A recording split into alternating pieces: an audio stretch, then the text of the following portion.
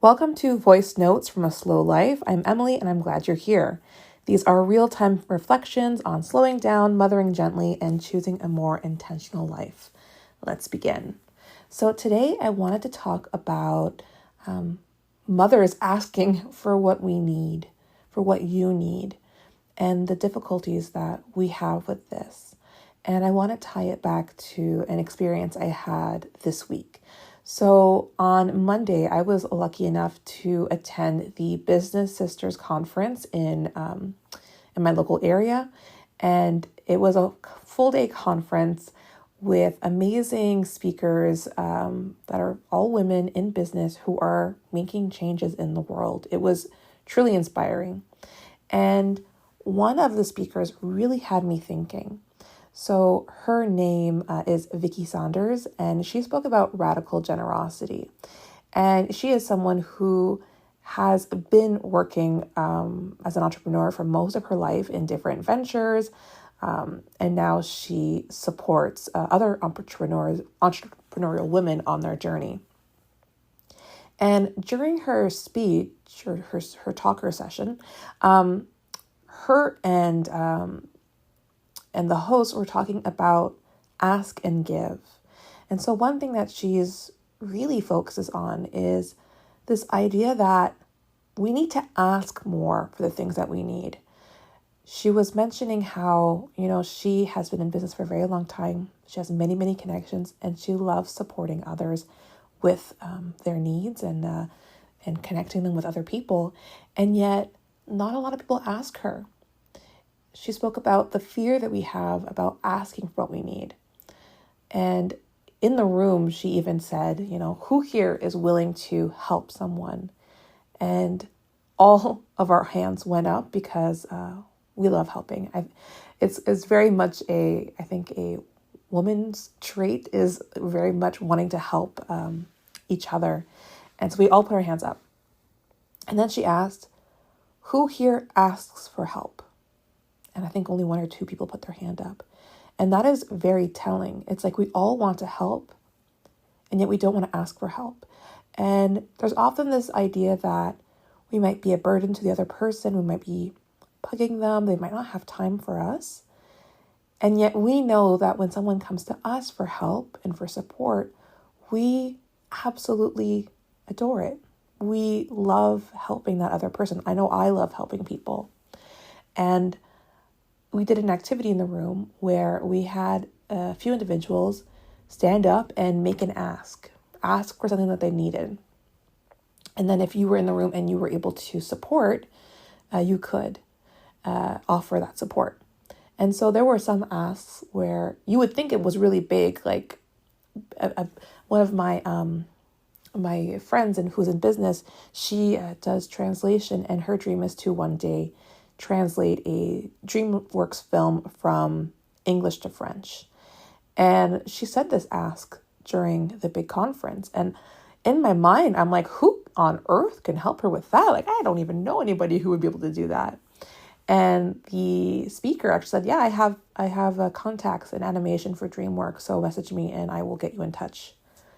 And I'm like, what?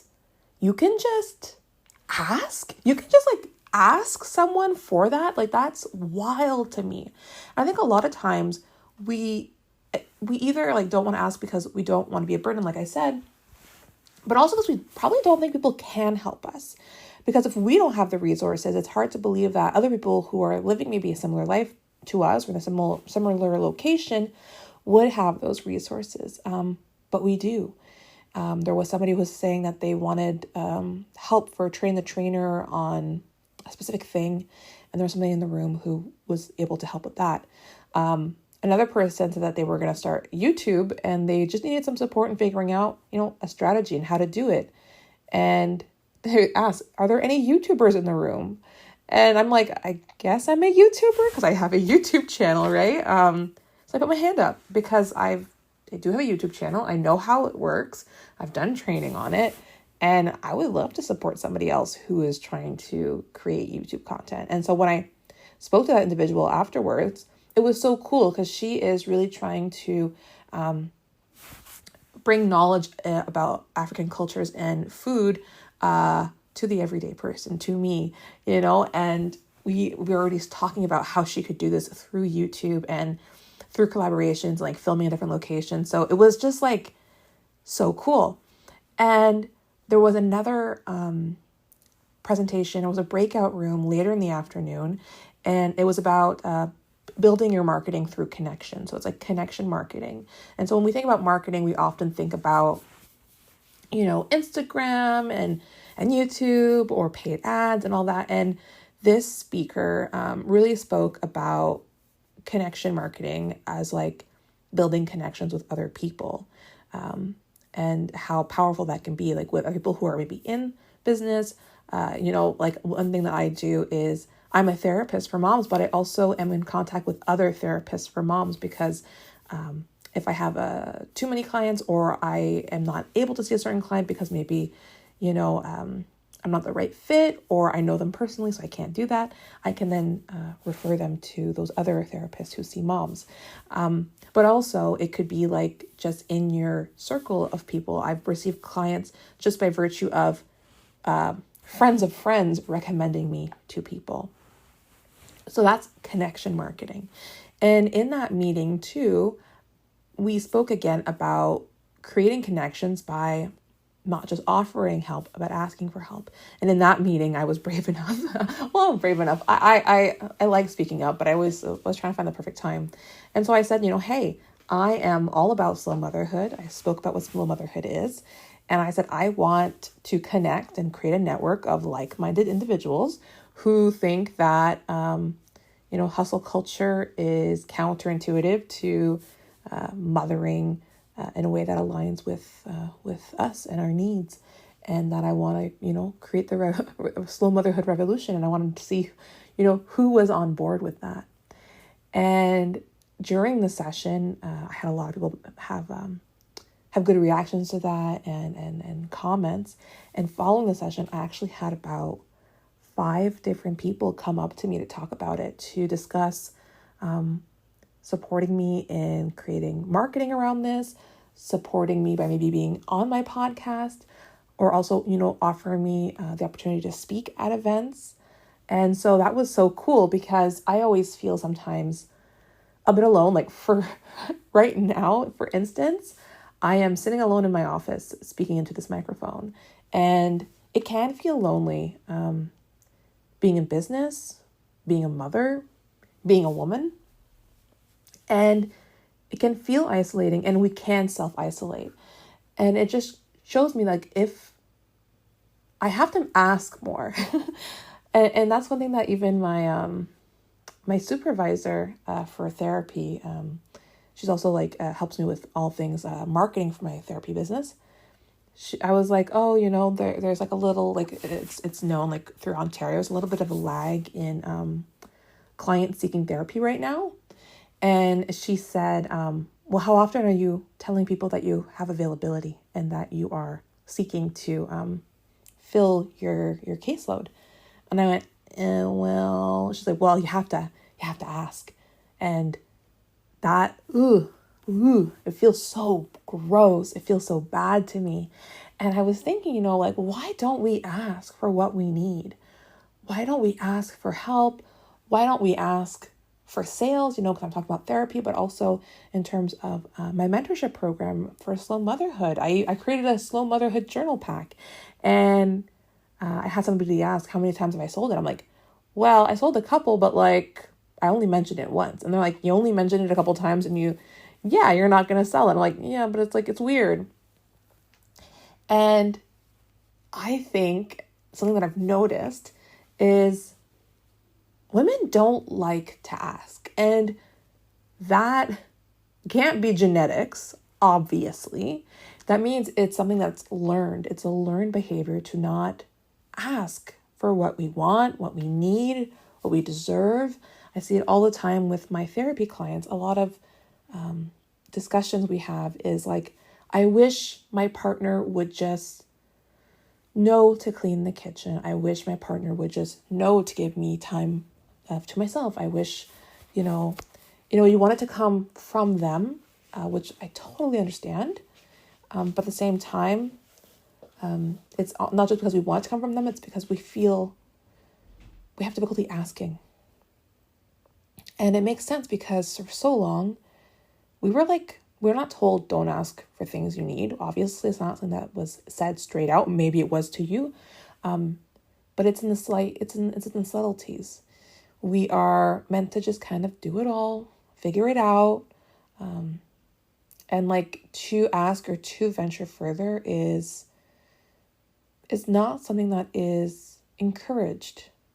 Now, what I see a lot for men though is like they need venture capital, like money. They're like, let's go and ask some people. I worked in the business world for a long time, and the number of times that like I worked with an employment center, and we had funding to support hiring employees for different companies, and it would surprise me because I felt like the women business owners were the ones that I'm like, hey, we got this money for you. Like, we'd love to support you. And it was like very much twisting their arm to allow me to give them money almost. But the men that I was supporting were like, hey, yeah, I would like some money. Yep. Give me some money, please. Hand out. Like, let's go. Okay, cool. It's just striking the differences. I was reading a book or listening to a book. I'm an audiobook listener. I think it's called Untamed by Glennon Doyle, and I might be getting that all wrong, but in it, she spoke about these differences as well, and she was explaining a time when she had her one of her children, or both of her children, I don't know, they had friends over, and there was a group of girls and a group of boys, and she asked the group, hey, does anybody want something to drink?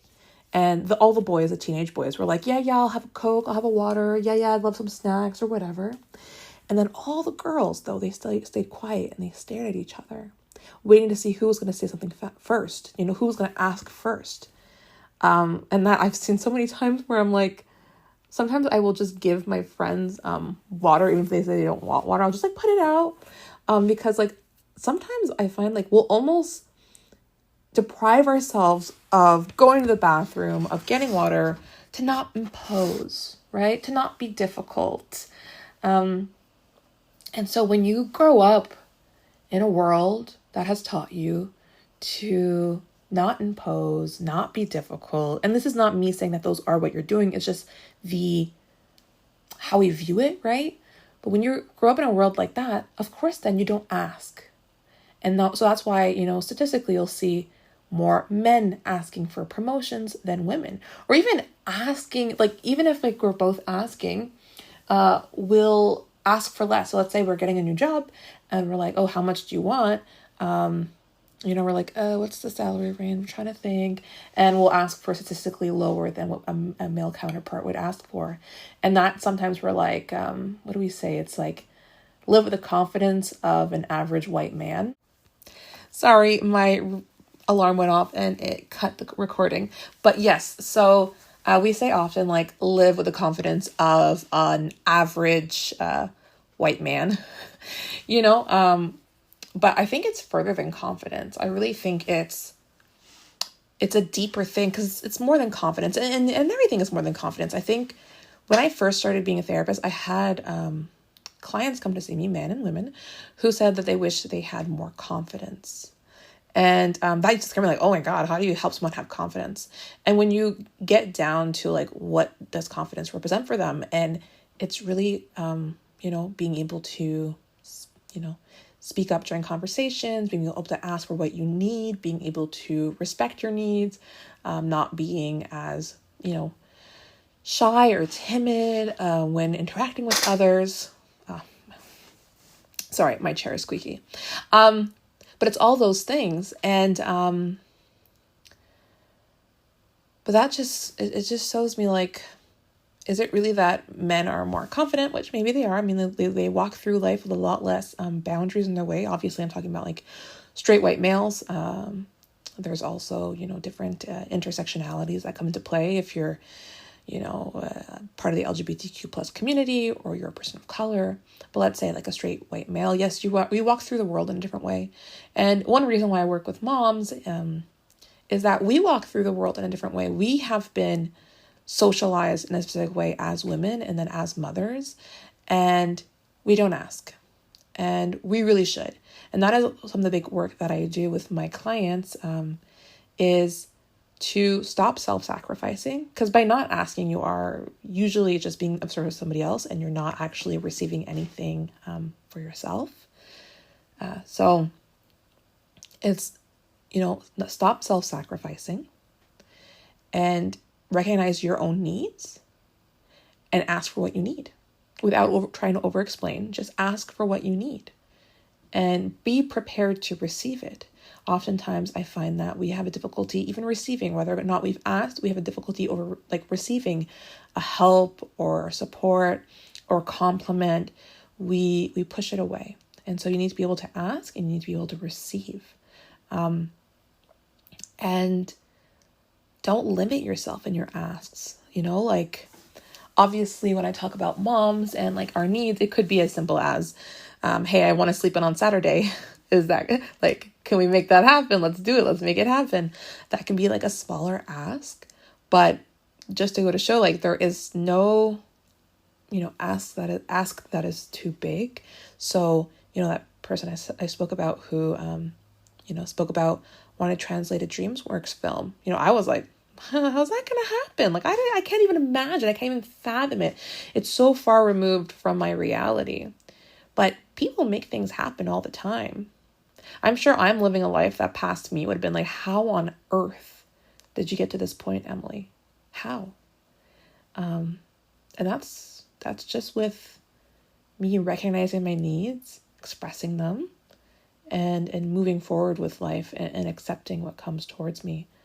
And not being fearful. I think sometimes, when people offer support, sometimes we feel guilty about it, or we feel less than, or we feel like somebody's saying that we can't handle it, and so we don't accept the support. I say, screw that. Accept the support is what you need. But also, we walk through life being afraid of what is offered to us. And so when I take it back to that Business Sisters event, being in business is not knowing what's coming next at you, and it's being presented or putting yourself in positions where you're presented with opportunities and deciding if yes or no you want to jump on those, and creating opportunities for yourself as well, and being ready to take them on even when you don't have all the data supporting it, even when you don't feel ready, especially when you don't feel ready, because I don't think we ever truly feel ready for anything. So that looks like me creating my YouTube channel when I had no freaking idea where it's going to go, and I still don't know. It's still in a living entity that is changing all the time. Launching this podcast just because, and not really having that all figured out either. But also it's, putting my name out there and accepting opportunities. So I was reached out, I think it was about last year, to be in a magazine, and I was terrified about doing the interview, and I said, yes, let's do it. And then I put my name out to go in on a podcast. I want to be on different people's podcasts more. And I did the interview, and I'm going to be filming that tomorrow. And I am terrified, but I'm still going to do it. Am I going to suck? Maybe. I don't know. I don't know how it's going to go. I'm sure it's going to be okay. But I would have never done something like that. I remember so many opportunities that were presented to me, or even jobs I didn't apply to because, well, what if I got it? What if I had to then do it and see if I would fail or succeed? So yeah, I think I'm going to end that there. I want you to maybe reflect on, are you asking for things that you need or that you want? Are you putting that energy out into the universe, whether it's a small thing like getting somebody else to drive getting your partner to drive your kids to gymnastics, or if it's a big thing, like trying to get on a television show, who knows? I don't know. So where are you not asking, and where could you, and how could you put yourself in situations where you could ask?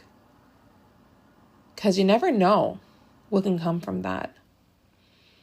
And I'm not going to say walk through life with the confidence of a white man.